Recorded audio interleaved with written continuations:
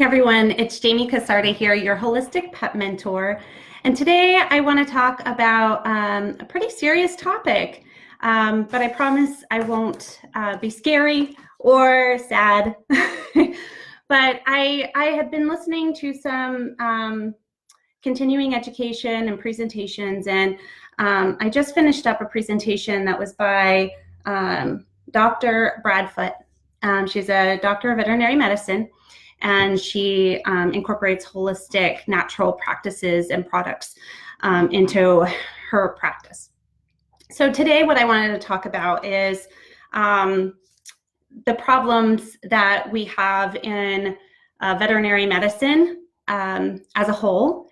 Hey Angela, and I want to discuss the problems that we are having with our pets that is, it's not your fault. So first of all, I want to preface this talk with those of you who are taking care of pets that are struggling with health issues, and you're doing everything that your veterinarian has told you to do. You've done the medications, you followed their advice to the T, and you're still seeing health challenges. You're even feeding the dry kibble they recommended. Did your vet recommend that your pet be fed dry kibble because it'll support healthy teeth? Did your vet tell you that? If you're okay with sharing, please post that in the comments. All right, Tammy, thanks for sharing that. And the reason they do this, it's not their fault. First of all, I'm not trying to, I'm prefacing all of this because I don't want to offend anyone. That's the truth in it. I don't want to offend people, but for a long time, this is something that I've really wanted to talk about. And I guess that fear of offending people held me back a little bit. But today it just got to a point after watching this presentation is that it's very clear that veterinarians in general and us as veterinary technicians, this is coming from the perspective of a veterinary technician. I'm a certified veterinary health technician in the state of Pennsylvania. I practiced for 12 years. I've worked with many different veterinarians, and I worked in the animal sheltering world since 2000. And I was the executive director of an animal shelter for 5 years. And in that was a great experience because I got to work with so many wonderful veterinarians, and they truly, truly got into the profession. I was so privileged to be around them because they truly got in the profession for the right reason. But I think what happens, and even for those of us who are veterinary technicians, we start to see some things that make us a little uncomfortable. Maybe we don't agree with. But if we go to speak up about it, we may get criticized or chastised or kind of, we don't talk or associate with that person. And I'm not saying that any of my colleagues have done that. I do notice there's some denial, or maybe there's some concern that natural practices they were told don't work. But we know now that they do. I mean, this has been working since the beginning of time when we take a more natural approach. But the challenge is, and this is something that really broke the straw on the camel's back, per se, is last night I looked up what would it take for someone like me to become a naturopathic veterinarian? What would that take? So I already have my 4-year degree. What would it take for me to go to the next step and just dive into that? Because there's such a big need. It's so difficult to find a holistic or naturopathic veterinarian where I live. And as I talk with all of you, as I consult with the clients that come to me on this page, thank you so much for working with me. And I hear your concerns that it's very challenging to find a holistic veterinarian. And let me tell you the reason for that. When I went online, I found out that in the United States, in order to become a naturopathic or holistic or considered an integrated veterinarian, you are required to have a 4-year degree, first bachelor's degree, that's somehow related to animals, which I have, okay? Then you have to go to another 4-year college, which is extremely competitive to get into a veterinary college. You have to go to traditional veterinary college that is pharmaceutical based. So whether or not you want to practice pharmaceuticals, you are required in the United States that you must learn about the pharmaceutical way, even if you're not going to use it, you know? So here's the thing. And part of my 4-year degree as a veterinary technician, I already took pharmacology, not just one class. You're required to take a lab, which is 3 hours a week in laboratory work for half a year. And then you're required to take an additional class, that pharmacology class. So it is a lot of education on pharmacology, and I suspect that continues into college. I also know that our veterinarians are getting very little education in nutrition, and I can tell you that from my experience as a veterinary technician in college, our education consisted of if an animal has this, our workbook was from Hill's Science Diet. And it was basically, if an animal has a health issue, you feed them this Hill's Science Diet. Okay. Well, right away when I saw that in college, I felt uncomfortable with it, because when you evaluate the ingredients on Hill's Science Diet, they are not using top quality ingredients.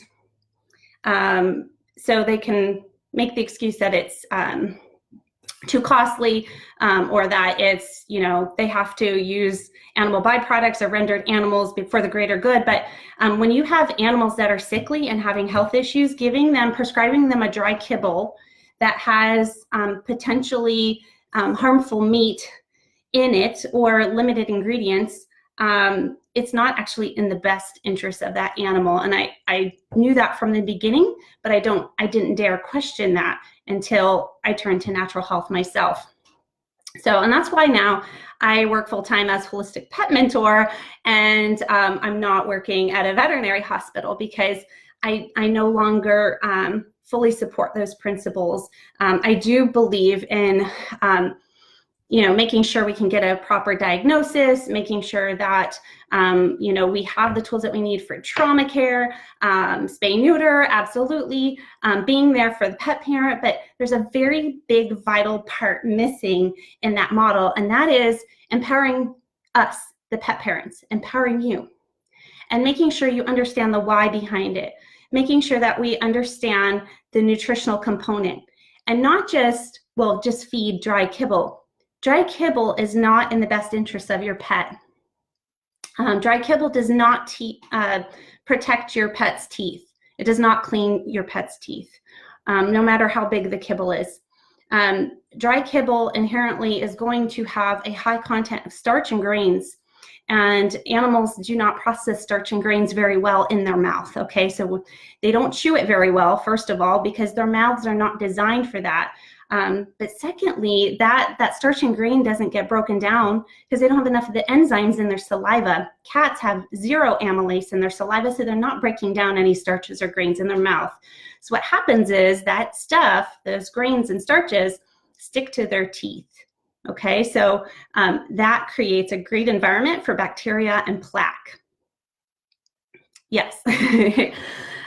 So no, I mean, that's common sense, and that is something we learn when we understand any part of nutrition. It just makes sense. Also, a lot of the things that we do in traditional veterinary medicine is very, very harsh on your pet's microbiome, the bacteria in their body. And we've seemed to totally not take that into consideration. And so when you're following all of the advice that is given, we may see short-term results, but then what ends up happening is if you look at the whole picture of that animal's life, we've set them up for some potential chronic health issues. And one of the major chronic health issues, and the reason I'm even doing this, is skin problems, okay?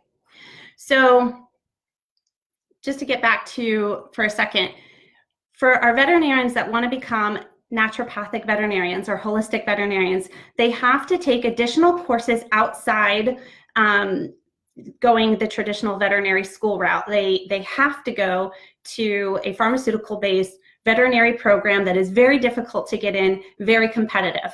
Okay, so that's challenge number one. Okay, say you get in there and you do the 4-year program in addition to your previous 4 years. That's 8 years of education. Then they have to take additional courses outside of that to be qualified as a natural or integrative veterinarian. And they only have to actually have 2 integrative practices, and that would include anything like they could do chiropractic, they could include the one with the needles, it's slipping my mind right now, acupuncture. So say they got certified in acupuncture and chiropractic, they then can list themselves as a naturopathic or integrative or holistic veterinarian. So that just kind of gives you guys a better understanding of when you go to your veterinarian who says that they're holistic or integrative, and then you see that their shelves are completely stocked with pharmaceuticals, and maybe the integrative things that they're adding are more of these extra services, which I'm not downplaying at all. I think that's amazing. Any step that they're taking toward a more natural approach, I think is wonderful. And I love that. I get excited when I see that.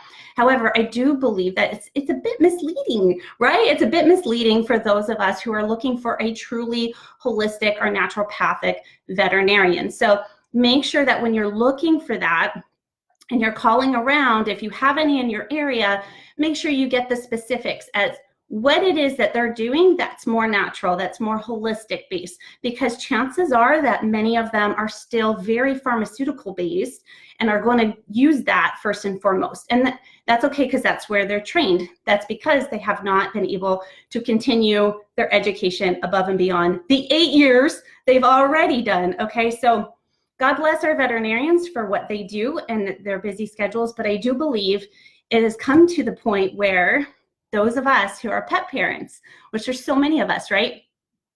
We need to take more action on our part to be responsible for our pets, right? And I know I'm preaching to the choir here, because this group of people, you guys are awesome. You're awesome.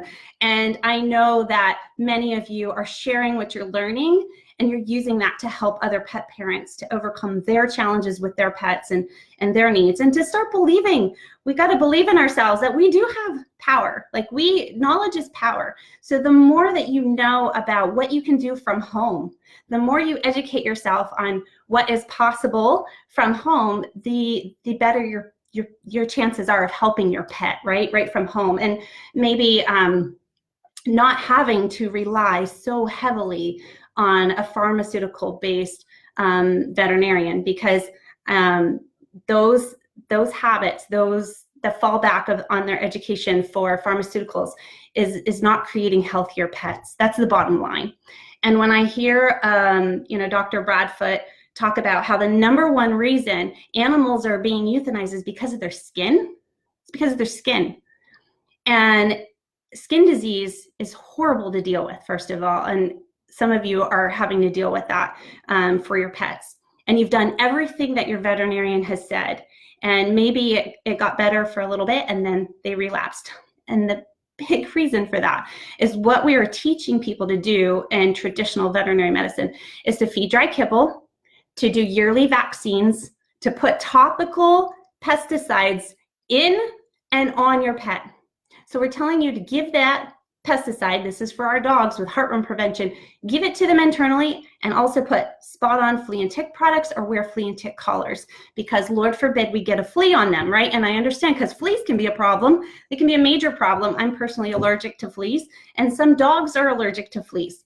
Okay, so here's the issue though, when we follow all those principles, is we set up a dog for having a chronic inflammatory response. So if we're feeding them something that's high in starch and grains, it's probably also going to have a high level of glyphosate, which is registered as an antibiotic, okay? It also helps to dry the wheat crops faster, and it's a pesticide product, okay? The levels of glyphosate in our pet food far exceed anything that we eat, and our pets are much smaller than us. And so, when you feed your pet anything that's grain-based, you're really risking that they're going to have a higher glyphosate load in their body. So that's that's part of their toxic load. Okay. Another issue that I'm seeing with some controversy and even natural health, and many of you have probably brought this up to me, and many of you have probably experienced this when you've searched online, is the confusion as to whether you can utilize essential oils or feed a raw diet, right? So some people tell you, don't feed a raw diet, you're a veterinarian. It's got bacteria in it, right? Have you heard that? Preach! I know, Kelly. Thanks, Kelly. I know I'm preaching to the choir. Okay, so you've heard the controversy about raw diet and, oh my gosh, it might have bacteria in it, and what if you do it unbalanced, okay? But you can't tell me that dry kibble is even close to safe or safer than raw diet. It's just not true. So get informed as possible, get as informed as possible about pet food. Go to people's, Kelly Nelson right here, she's on live. She is a manager at Central Dogma in Hagerstown, Maryland. And these ladies are so well educated in food because that's their specialty. And they will help guide you and reinforce everything that I'm teaching because they know what they're talking about. That's why they are even doing that. That's why they are even, promoting raw food and better quality foods. It's because they really want to help pets get better. And they deal with that every day with people coming in with pets that have food allergies. Okay. These food allergies are often created by poor quality nutrients, by poor quality food, things that are supplements that are being imported from China to be added to the dog food after it's hyper processed, hyper cooked, and all of the good stuff is taken out. They then have to add in nutrients. They're getting poor quality ingredients from elsewhere. And not only that, the main ingredients, some of the rancid meats that they're getting in, rendered meats that might have euthanasia solution in it. This is a big problem. They might even, some of these meats, I'm finding out, even have parts of euthanized dogs and cats from animal shelters. Just completely unacceptable. But yet, because it's cooked, it's being allowed because the problem is so big. The pet food problem is so big. So if you want to learn more about that, I highly suggest listening to Rodney Habib. He talks about, he does a lot of research on stuff like that, and I love the research-based stuff. I love to know where the proof is, because I'm not going to share anything with you that doesn't have some backing or proof or research or firsthand knowledge from someone who's seen it with their own two eyes. Okay, so that's the food. Secondly, essential oils. There's so much controversy about whether you can use essential oils with pets. Now, I'm very particular. It must be a pure essential oil. You need to get to know the company that you're using essential oils from, okay? Make sure they're extremely transparent as to where their oils come from and the tests that are done on those essential oils. And for those of you who followed me for a while, you'll know that I'm a big fan of doTERRA. I share doTERRA essential oil, so that's my disclaimer right here, but there's a reason that I chose doTERRA, and that's because they are transparent. That is important to me. My background as an executive director of an animal shelter, we had to be transparent about everything. Transparency is so important to me, and it creates trust, right? Tammy, Imes is one of those big corporate companies that they are not. Just call Imes. Call Imes and ask them where they're getting their meat. Just ask them. If you don't get an answer, if they're not happy to talk to you, if you're like, hey, I want to tour one of your plants, I want to know where this meat comes from, I want to know what kind of quality assurance you're doing, and if they just give you kind of a textbook answer, you know that it's not very good. So, and I don't do dry. I highly recommend that you get your cat off of dry cat food, dry kibble. It dehydrates them. Okay, so back to essential oils. All right, so make sure that your company it's transparent where their oils come from, what their testing is all about, and that they're happy to talk with you about any questions you might have about their product. And doTERRA has a special website dedicated to transparency. It's called Source to You, and you can look up each batch number on that website, and you can put in the lot number of your oil bottle, and it'll show you the tests done on that essential oil. And they make it so you can understand it, which is really helpful for those that don't have like a science degree or understand gas chromatography or mass spectroscopy. Make sure I say it right. If you don't have that degree, it's okay. They even give you a little bit of a video to help explain it, so it's understandable for everybody. It's inclusive. And what I also love about this particular company, doTERRA, with their essential oils, is that they really believe in the concept and the principle that everybody should win. Everybody should win in that transaction. So from where you get that oil, the people who are harvesting that oil, to the end consumer. For those of us who are using it, we must have a top quality product, and the people that are providing it must also win. They must be compensated fairly, and it must do something to help improve their lives. And so I love that commitment. So that's why I chose it. That's why I chose to use those oils. Okay, so, and I love their purity, and they work amazing. So that's why. But here's the thing, I hear or read, or people will send me, oh, I saw this from an aromatherapist, or I heard lavender can't be used with cats and dogs. Okay, where are they getting this type of information? I've looked for research. I've scoured the internet trying to find research as to who's actually done tests to prove that, first of all, that essential oils shouldn't be ingested. Okay, I've not seen any research that is to the contrary of ingesting essential oils. They're completely safe to ingest. If you look at one lemon, a lemon has 6 drops of lemon essential oil on it. If you can eat that lemon, how many times have you zested a lemon? You've probably got 3 drops just from zesting half of a lemon onto, your food. Okay, and did it hurt you? No. Okay, so it seems really odd to me that somebody would try to scare others away from using a mode of application that could literally transform that person's life and help them. Okay. The other issue that I have is when people are trying to scare others away from utilizing essential oils on their pets. Coming from a veterinary perspective, essential oils are far safer to use than any of the veterinary medical pharmaceutical products that are available. And I say that with great confidence.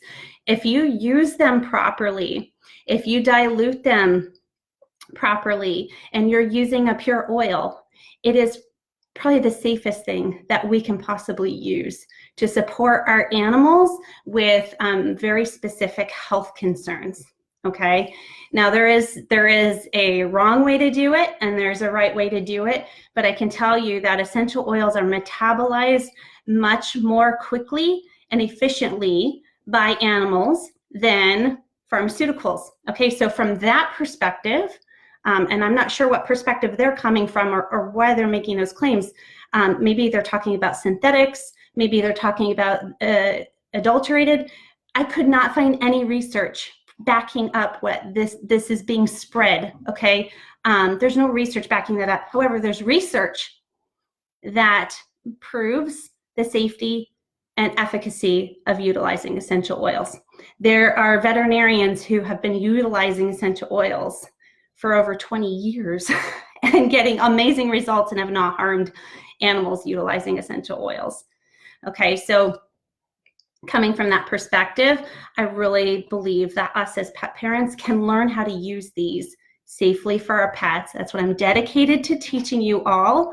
I get excited about it because I have seen amazing transformations with animals that have gone through all kinds of terrible treatments, have been tested, have been poked, are scared of going to the veterinarian, who were still on dry kibble when I met them, who had leaky gut from all of the treatments, all of the antibiotics, all of the nutrition that they were being fed based on their veterinarian's recommendations.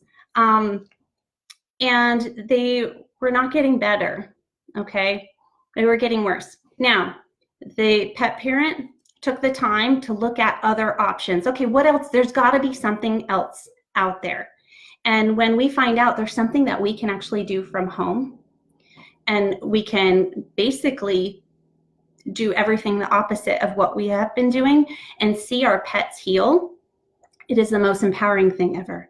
It is, it will change you forever.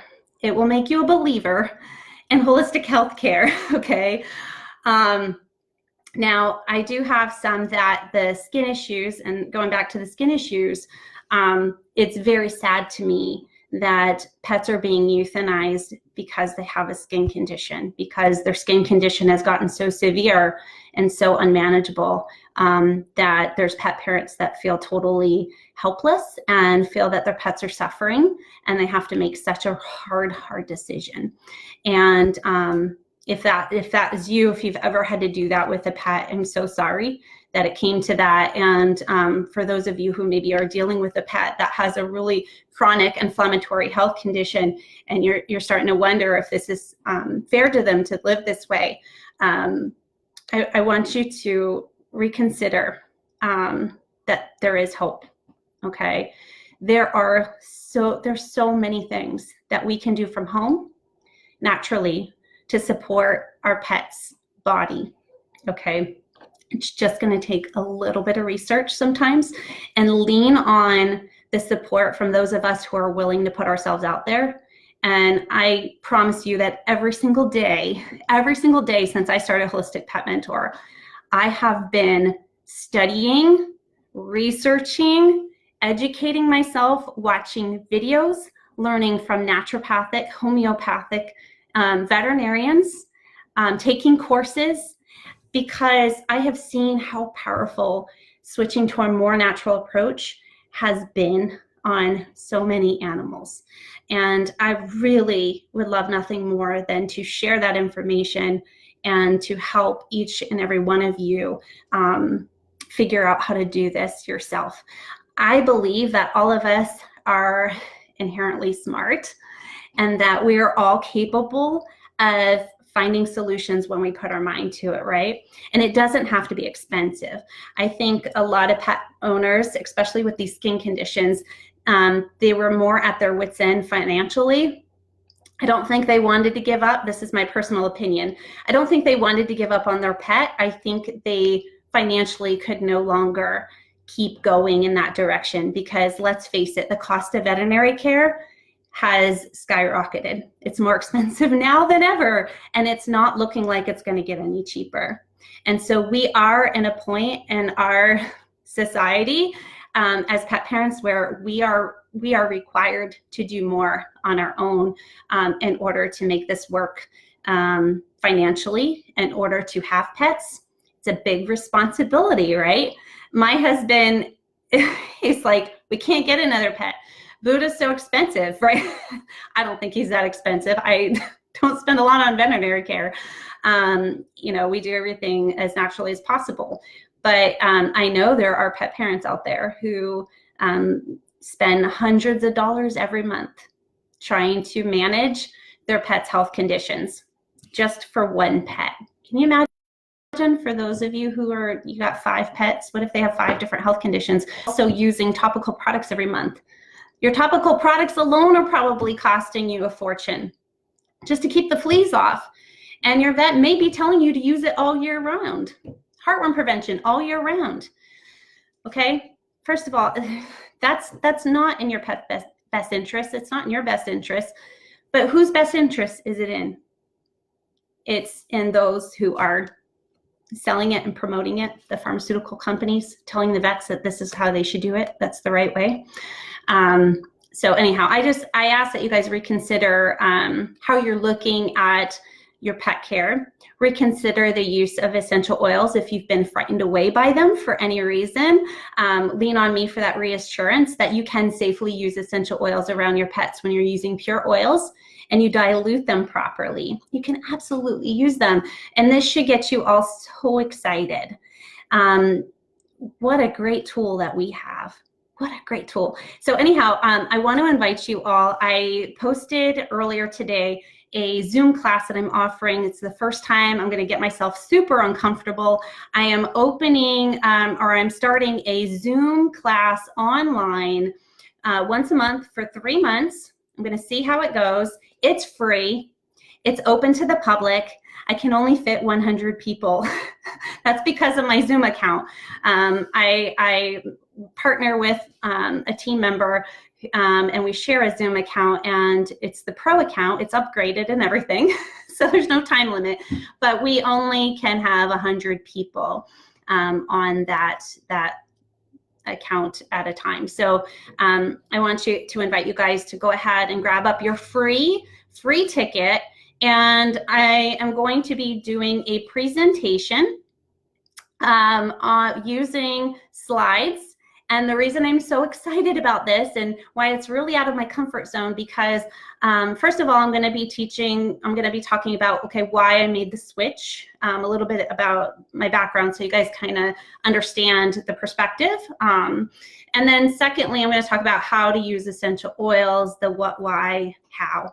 And then I want to go into case studies. I want to show you the experiences that I've had and the pets that have been helped because we were brave enough to utilize essential oils and to support that pet holistically from home.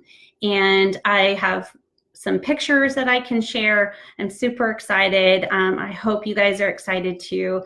I know it's all the way in March. That's as soon as I could set it up. And I'm just ecstatic to be able to share what I've learned in the last 5 years about utilizing essential oils in pets, how safe and effective it could be. I think your mind is going to be as blown as mine has been over the last 5 years with what I've witnessed, and it's going to further reiterate why it's so important that we don't scare people away from utilizing essential oils as a healthcare option, as a tool to support our bodies when we really need that, right? Because when we do that, we could be taking away a very safe and effective manner for helping somebody. Essential oils were my answer. They were what my body needed. I ingested them. I had ulcers. For those of you who don't know the background, I had ulcers and some pretty severe acid reflux. If anybody would have had trouble ingesting essential oils, it would be this girl. And I had the opposite effect. I did not have any trouble ingesting essential oils. In fact, I accredit ingesting essential oils into helping my body heal my digestive tract. And I'm a big fan of it. So if you ever want to learn more about that, just let me know and I can give you a little more detail. We can just chat sometime. So, all right, I've been on here long enough. I've done my rant long enough.